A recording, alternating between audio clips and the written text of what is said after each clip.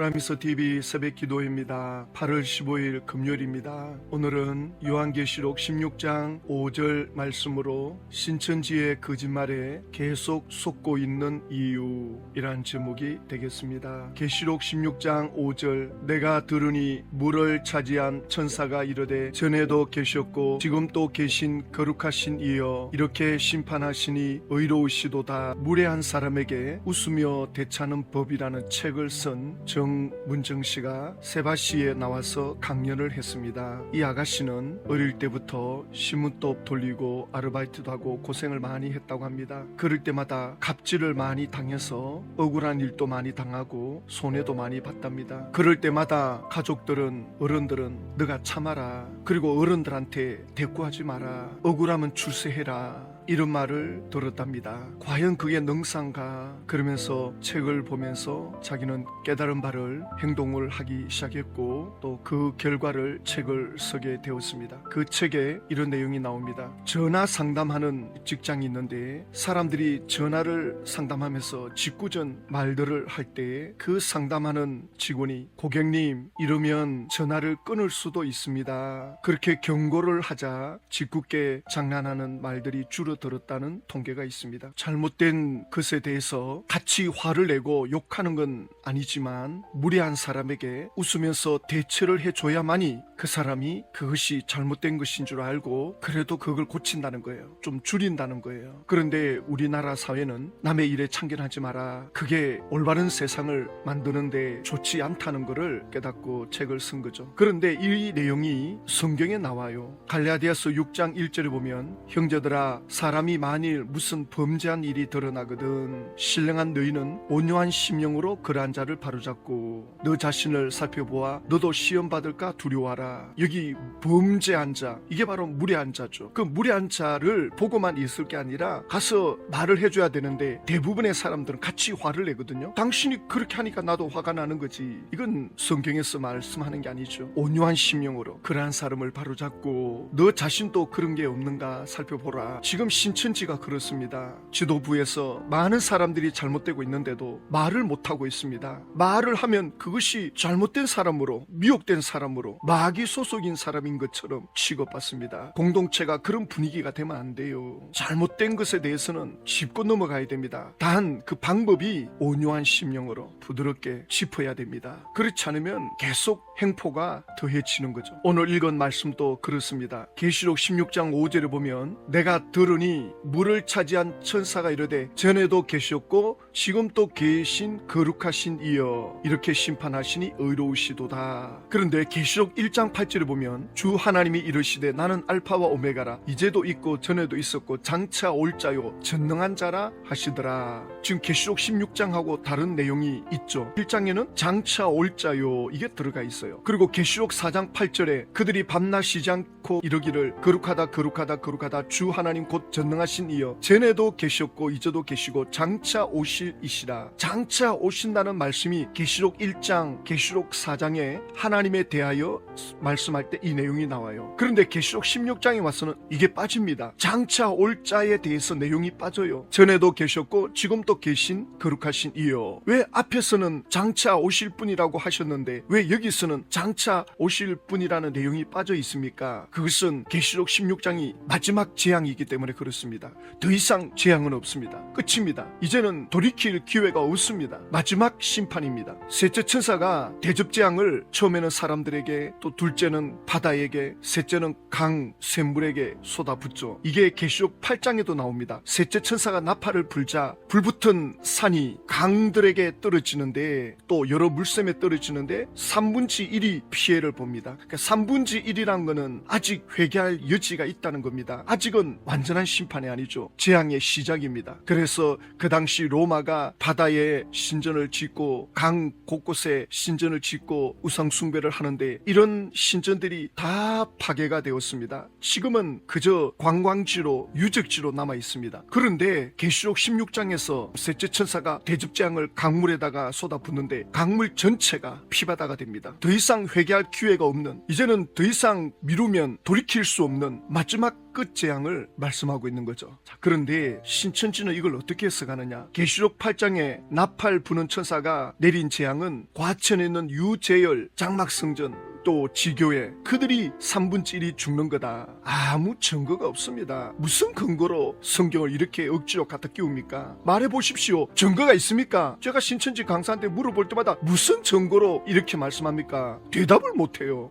그리고 16장 5절에 이제 셋째 천사가 대접재앙을 내리는데 이거는 완전히 끝나는 재앙이거든요. 그러니까 장차 올 자가 없어요. 왜? 이제 하나님이 오셔서 내리는 재앙이기 때문에. 그런데 신천지에서 이건 뭐라고 하느냐면 이 재앙은 청지기 교육원의 목사들에게 내려지는 재앙이다. 이것도 말이 안 되는 것이 신천지에서는 계시록 6장을 설명할 때 장막성전에 들어온 니골라당 청지기 교육원 그들이 전부 다 심판받아 끝장났다 그랬거든요. 그래가지고 계시록 7장에 가서 신천지가 시작됐다 이렇게 말해놓고는 8장부터 또 장막성전이 심판당하고 청지기 교육원이 또 심판당하고 왜 반복되느냐? 대답을 못합니다. 왜 또 심판하느냐? 사람을 몇 번 죽이느냐? 그러면 이걸 가서 지파장에게 물어봐야 될 거 아닙니까? 뭐라고 말하는지 드러나 봐야 될 거 아닙니까? 지파장들도 그냥 앵무새처럼 강사들도 그냥 들은 대로 이게 전체에 끼워 맞추면 이게 전혀 말이 안 되는 거예요. 예수님께서 이 땅에 오셔서 구원의 역사를 완성하시고 제자들에게 온 천하에 다니면서 복음을 전해라. 믿고 받아들이는 자는 구원받는다. 그리고 복음이 끝까지 증거되면 또 이 세상이 이제 모든 것이 끝이 나면 내가 너희들을 데리러 올 것이다. 이렇게 말씀해놨는데 1984년도에 신천지가 시작됐다. 계시록이 열렸다. 이제는 예수 믿어도 구원받는 시대가 아니다. 시대가 바뀌었다. 신천지로 오라. 12지판에 들어와야 구원받는다. 시대가 바뀌었다는 거예요. 그 시대하고 지금 시대하고 다르다는 거예요. 로마서 1장 8절에 사도 바울이 말씀합니다. 먼저 내가 예수 그리스도로 말미암아 너희 모든 사람에 관하여 내 하나님께 감사함은 너희 믿음이 온 세상에 전파됨이니라. 예수 그리스도를 믿는 믿음으로 구원받는 이것이 온 세상에 전파되는데 어찌 이것을 시대가 바뀌었다고 구원도 바뀌었다 그럽니까? 히브리서 13장 8절에 예수 그리스도는 어제나 오늘이나 영원토록 동일하시니라. 예수님의 구원의 역사, 예수님이 구원하시는 그 구원의 방법 어제나 오늘이나 영원토록 동일하십니다. 예수님이 말씀하신 그 구원은 영원한 겁니다. 이랬다 저랬다 그때 다르고 지금 다르고 시대마다 다르고 그건 진리가 아닙니다. 진리는 영원토록 변하지 않습니다. 예수님이 나를 믿는 자는 하나님의 자녀가 된다. 나를 믿고 따르면 심판에 이르지 아니하고 사망에서 생명으로 옮겼다. 이 말씀이 어제나 오늘이나 영원토록 동일하게 적용되는데 시대가 바뀌었다. 그래서 히브리서 13장 9절에 여러 가지 다른 교훈에 끌리지 말라. 15절에 그러므로 우리는 예수로 말미암아 항상 찬송의 제사를 하나님께 드리자. 히브리서 13장 16절에 오직 선을 행함과 서로 나누어 주기를 잊지 말라. 하나님은 이 같은 제사를 기뻐하시느니라. 예수 믿은 자들은 선을 행해야 되는 이유가 이게 하나님의 속성입니다. 이게 하나님의 마음입니다. 구원받은 자들은 하나님의 그 마음을 이렇게 나타내어야 된다 말씀하는 거죠. 신천지 총회장 몸에 예수님이 재림에 계신다. 신천지는 계시록을 깨달아서 예수님이 와 계신다. 하나님의 보좌가 와 계신다는데 악행만 가득 찹니다. 지파장들은 이게 가짜란 걸 알면 회개하고 돌이켜야 될 텐데 전부 자기 욕심 챙겨가지고 도망가기 바쁘고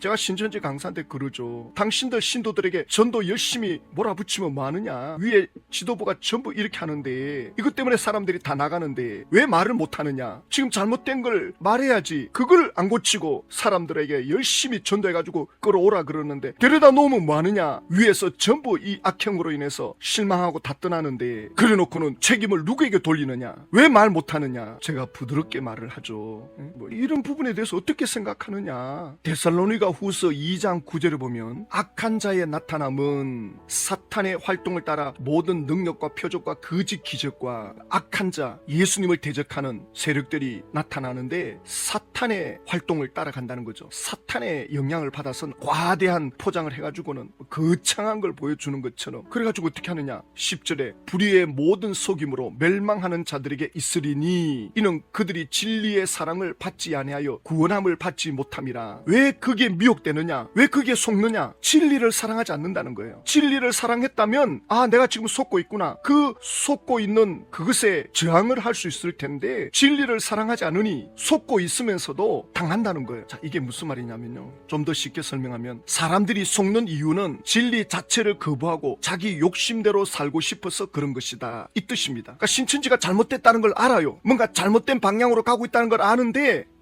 그래도 거기에 뭔가 내 욕심이 있다는 거예요. 그게 뭐냐? 어떤 사람들은 내가 성경을 제대로 알고 싶어서 내가 신천지에 들어갔다. 이렇게 잘 가르쳐 주는데 어디에 가서 이렇게 계시록을 배울 수 있겠느냐? 이것도 욕심이라는 거예요. 내가 남들보다 더 알아야 되겠다. 남들보다 더 뛰어나야 되겠다. 동기는 좋은 것 같지만 진리가 잘못되었다는 걸 느끼면 욕심을 내려놔야 되거든요. 억지 주장하는 게 보이고 말이 안 되는 게 보이는데도 내 욕심에 의해서 그걸 덮어두는 거예요. 뭐 이런 것쯤이야. 뭐 이럴 수도 있지. 뭐 지도자가 이럴 수도 있지. 그러면서 자꾸 덮어주는 겁니다. 왜? 자기 욕심이 있거든요. 그러나 아무리 욕심이 있어도 이 진리 자체가 잘못됐다 할 때는 거부할 수 있는 거죠. 또 거부해야 되는 거죠. 데살로니가 후서 2장 11절에 이러므로 하나님이 미혹의 역사를 그들에게 보내사 거짓 것을 믿게 하시면 하나님이 미혹의 역사를 보낸다는 거예요. 이 거짓 선지자들을 거짓 그리스도들을 보내신다는 겁니다. 그걸 믿도록 하나님이 하신다. 아니 믿고자 하는 걸 막아도 시원찮은데 믿게끔 한다고? 거짓 선지자를 이단 교주를 따라가게끔 하나님이 하신다고? 지금 이런 뉘앙스거든요. 이게 무슨 말이냐면 진리를 끝까지 거부하는 사람들에게는 하나님께서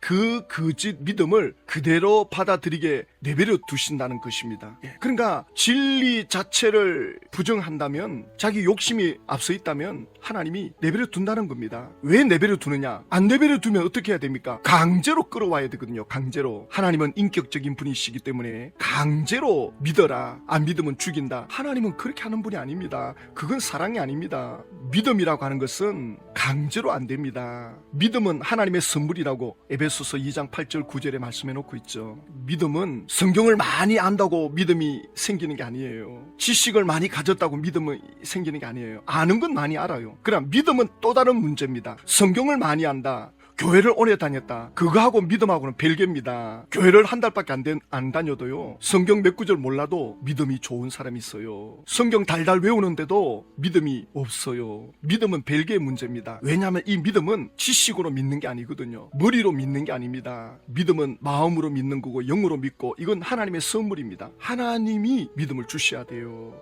그러니까 내가 잘 가르쳐주면 믿겠지. 말 잘하는 사람 데려다가 가르치면 믿겠지. 아니에요. 날고 기는 이단 상담하는 사람에게 갖다 데리고 가보세요. 안 믿겠다는 사람한테는 대한민국 이단 상담 다 갖다 붙여도 안 돼요. 우리가 이걸 놓치면 안 돼요. 신천지는 나올 수 있어요. 이제 신천지 비리를 만약에 계속 덜추어 주어가지고 이거 신천지 잘못됐구나. 그렇게 해서 나올 수는 있어요. 그러나 예수님을 믿는다. 하나님을 다시 믿는다. 이건 또 다른 문제입니다. 이 믿음이라고 하는 거는요. 사람의 의지에 의해서 되는 게 아닙니다. 데살로니가 후서 2장 12절에 진리를 믿지 않고 불의를 좋아하는 모든 자들로 하여금 심판을 받게 하려 하심이라. 하나님께서 미혹의 영들을 허락하는 이유가 믿지 않는 자들에 대한 분명한 알곡과 가라지로 나누는 시금석이 되는 거죠. 데살로니가 후서 2장 13절에 주께서 사랑하시는 형제들아 우리가 항상 너희에 관하여 마땅히 하나님께 감사할 것은 하나님이 처음부터 너희를 택하사 성령에 거룩하게 하심과 진리를 믿음으로 구원을 받게 하심이니. 앞에서 진리를 믿지 않는 자들을 심판한다. 또 미혹의 역사를 하나님이 허락했다 라는 이 말씀을 하시고 지금 이 말씀 하십니다. 하나님이 처음부터 너희들을 택했다. 그러니까 믿음의 사람들은 하나님의 택하심이 있습니다. 굉장히 어렵죠. 하나님이 누구는 택하고 누구는 안 택한다 이런 차원이 아니에요. 믿음이라고 하는 것 그것은 성령의 역사로 된다는 겁니다. 보십시오. 성령의 거룩하게 하심과 진리를 믿음으로 성령이 믿게 합니다. 그래서 믿음은 하나님의 역사입니다. 내가 똑똑해서 믿는다, 성경을 달달 외우면 믿는다 아니에요. 하나님이 손을 봐줘야 돼요. 꺾어야 된단 말입니다. 그리고 나서야 믿음을 가집니다. 그래서 믿음을 가졌다는 분들 보면 안 그런 분들도 있어요. 아주 특이한 경우인데 그러나 거의 대부분 믿음의 단계로 넘어올 때 하나님이 꺾으십니다. 그의 고집을 꺾으시고 그의 자만을 꺾고 그의 믿고 있는 능력을 꺾어버리고 그의 권세를 꺾어버립니다. 그가 믿고 있는 걸 꺾어버립니다. 하나님이 꺾어주셔야 돼요. 이 말이 하나님이 개입해 주셔야 된다는 거예요. 내가 믿음으로 들어가고 있다. 내가 하나님을 믿고자 하는 마음이 일어난다. 성령님이 역사하고 있는 거예요. 내가 지금 하나님을 믿고 싶다. 내가 하나님을 믿는 쪽으로 내 마음이 간다. 하나님이 지금 개입하고 있는 겁니다. 이건 하나님의 역사입니다. 믿음은 하나님이 꺾어주셔야 돼요. 그러니 가족들 중에 누가 믿지 않는다 해서 너무 안절부절하지 마십시오. 하나님께 맡기고 기도하면 때가 되면 하나님이 꺾어주십니다. 하나님이 꺾어주면 믿지 말아 해도 믿습니다. 물론 하나님이 하라고 하면 또 해야 될 게 있겠죠. 그러나 사람의 힘으로 안 된다는 거 이걸 놓치면 안 됩니다. 디모데전서 4장 1절에 성령이 밝히 말씀하기를 후일에 어떤 사람들이 믿음에서 떠나 미혹하는 영과 귀신 신의 가르침을 따르리라 하셨으니 자기 양심이 화인 맞아서 외식함으로 거짓말하는 자들이라. 미혹의 영의 역사에 의해서 미혹되어 가게 되면 양심이 화인 맞아 버렸습니다. 그러니까 이 감각 없는 이 양심, 거짓말을 해도 합리화하게 되고 잘못된 걸 봐도 덮어주고, 이건 사람의 힘으로 안 돼요. 이건 하나님이 꺾어 주셔야 됩니다. 그래서 신천 총회장이 사망하면 한 번 꺾이죠. 신천지가 완전히 꺾입니다. 나무가 꺾이듯이 꺾여버립니다. 이제 뿌리만 남겠죠. 그걸 보고도 남아있는다. 양심이 화인 맞은 겁니다. 앞으로 보십시오. 신천지 총회장이 사망했는데도 교리를 변개해가지고 억지로 우기는 집화장들, 강사들을 보게 될 것입니다. 양심이 없는 사람들을 보게 될 것입니다. 그러나 그때 하나님의 자녀들이 돌이키고 주님께로 돌아올 수 있도록 우리는 기도해야 됩니다. 하나님 아버지, 신천지 안에 지금도 많은 성경에 어긋난 비진리가 판을 치고 있고, 신천지가 계속적으로 거짓말을 하고 있는데도 속고 있는 이들이 있습니다. 그들이 깨닫고 돌이킬 수 있도록 눈을 열어 주십시오. 은혜를 베풀어 주시옵소서. 예수님의 이름으로